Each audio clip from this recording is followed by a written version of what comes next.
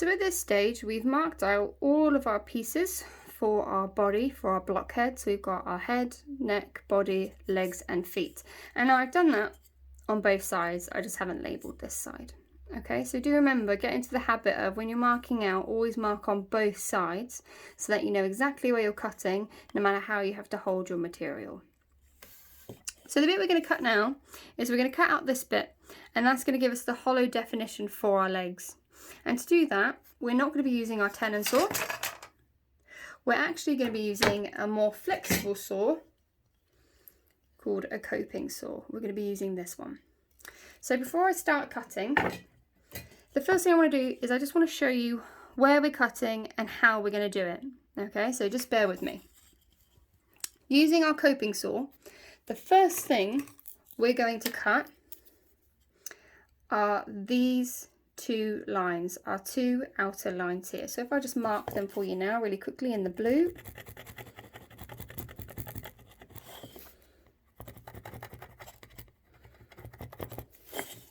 And we're going to be cutting from above, so I'm going to mark it at the above as well. There we go. So those are the two lines that I'm going to cut first. Alright, if I zoom in. There we go. There we go, look. These are the two lines we're going to cut first, and we're going to cut them using a coping saw. So let me get myself set up, and I'll show you how. Okay, so I'm going to show you how to cut that piece using a bench hook. Now you can use a vise. A vise is much easier actually, but because we don't have enough vices in the workshop for everybody, working on a bench hook is one of the trickier ways to do it. So that's how I'm going to show you. So, got my piece of material, got my stock. I'm going to rest my work against the stock look, okay, so that it's nice and secure. Just move my camera so it's nice and secure. And the way I'm going to hold it is, remember, thumbs tuck in like turtles, please. We do not want hitchhiker's thumbs. And my fingers are just going to rest at the top, and I'm pushing into the material as well as above, so it's really nice and secure. So if I try and wiggle it, got no luck. I'm holding it nice and secure. And I'm going to use my coping saw, there we go, to cut these two lines first. And I'm actually going to start by putting a notch in the top of the pine on the edge. Okay, so we did that with the tenon saw, and I'm going to remind you how to do that now. So all we're going to do is we're going to rest the blade of the coping saw above the line that we're going to cut. Make sure your thumbs are tucked in, please. And very gently, without much pressure, we're just going to gently bring the saw back. 1, 2, 3. Remember, don't blow on the work. We're just gently tapping it. And you can see there, look, I've made a notch right above that line that I'm going to cut. So that's now guiding my coping saw in place.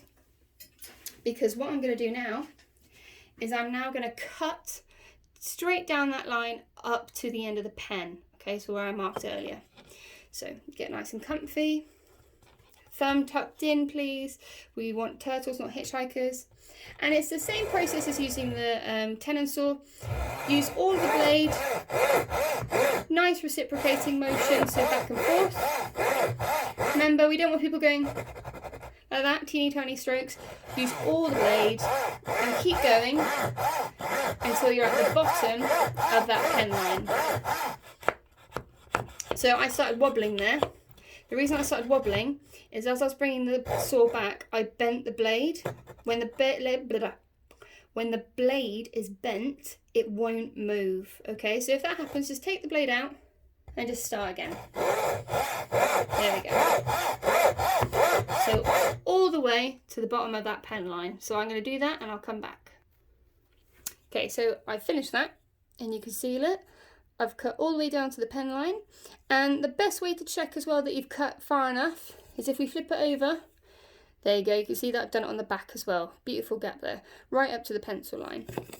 The next step, I'm going to do the exact same on this side. So let me just remind you of that process. Hold your material so it's in place. We're going to place the coping saw blade above that pen area where we're going to cut down to. Remember, we don't want hitchhikers, we want turtles, please. Thumbs do tuck in. And gently bring the blade back. 1, put it back into position, 2, use all the blade, and 3. There you go, so I've got that notch again, and now I'm going to keep going until I'm all the way down to the bottom of that pen line. So,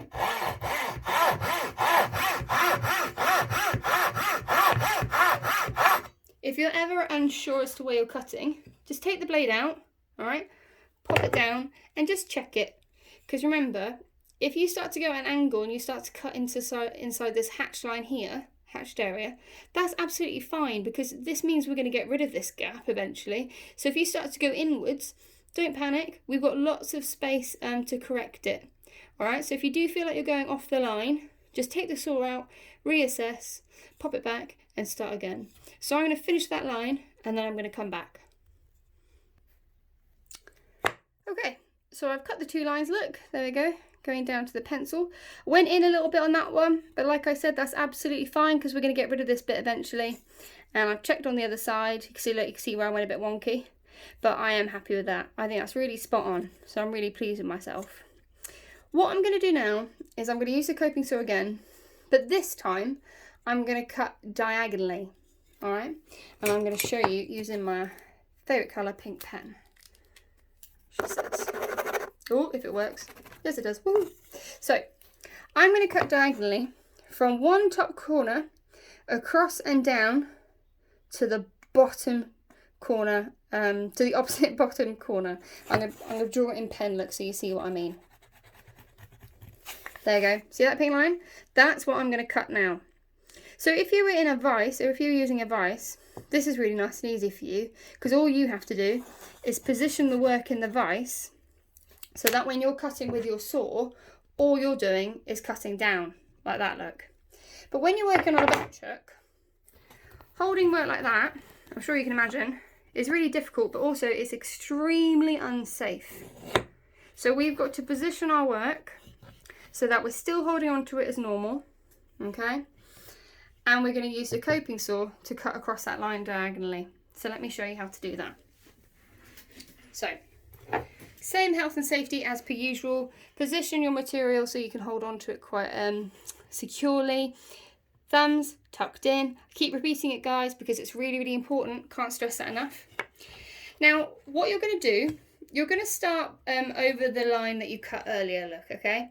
But you don't want to put your blade all the way in. You're actually going to tilt the handle so that your blade, oops, going to tilt the handle, all right, so that your frame is at probably about maybe a 15-degree angle. So that will allow you to cut that diagonal line. You're probably thinking, what is she on about?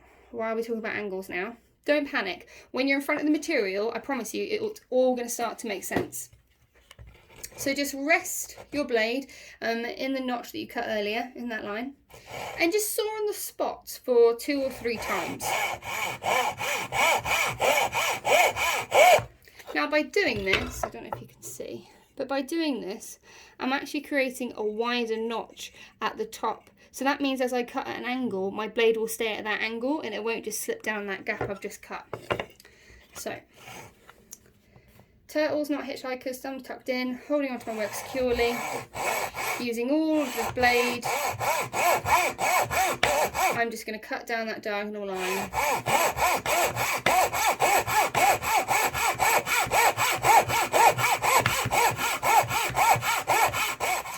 Now the beauty of this, guys, remember, if you don't follow that pink line exactly, that's absolutely fine. All of this is going to go away, so it really doesn't matter. But your goal is to get from the top to that bottom corner. And when you do that, this bit is just going to pop right out. So let me do that, and I'll come back to you. Okay, so I'm back.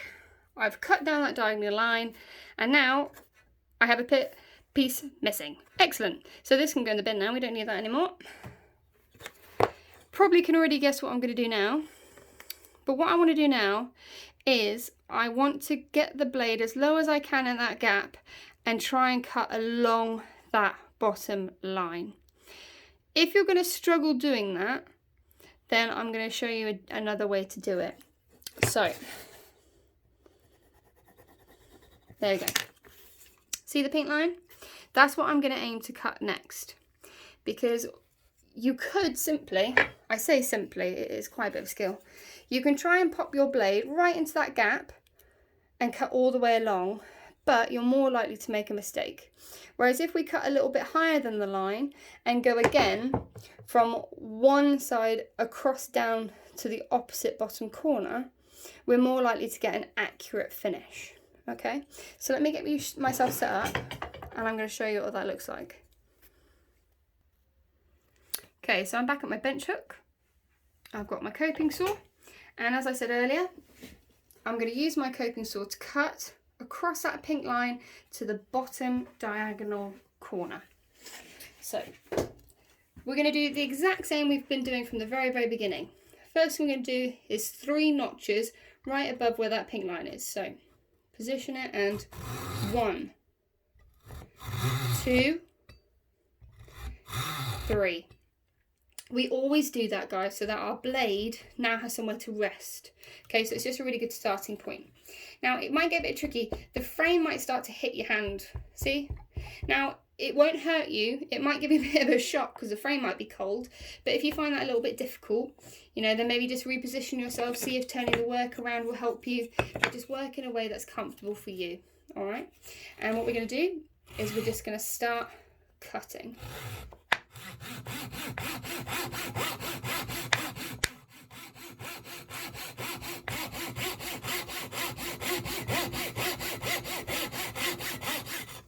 So I'm going to get that done and I'm going to come back to you.